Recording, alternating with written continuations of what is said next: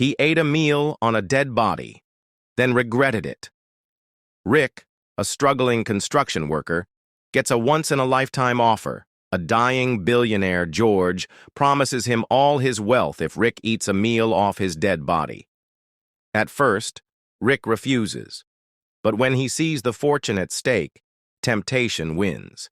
He signs the contract, sits at the table, and starts eating, trying to ignore the rotten smell and buzzing flies. The final dish? Scraps placed directly on George's cold, bare chest. He forces it down. The next morning, Rick wakes up a billionaire. But something feels off. Servants avoid eye contact. Strange things start happening. And then, the nightmares begin. Ghostly hands choke him in his sleep. A murdered woman's spirit drowns him in his dreams.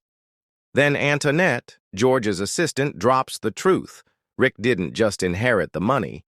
He inherited George's sins. Worse, George was a sin-eater, meaning Rick now carries not just his sins, but the sins of everyone before him. He's stuck in an endless cycle of hauntings, pain, and suffering. Rick's only escape: pass the curse to someone else. His desperate, debt-ridden friend, Jeremy, becomes his target. Rick offers him the same deal George gave him. Jeremy, blinded by greed, accepts without question. Rick goes through a controlled, near-death experience, transferring the curse. When he wakes up, he's finally free. But at a cost. Jeremy is now doomed, tormented by the same ghosts that almost destroyed Rick. Rick goes back to his simple life, but the ghost of his past love still haunts him. No one escapes the curse that easily.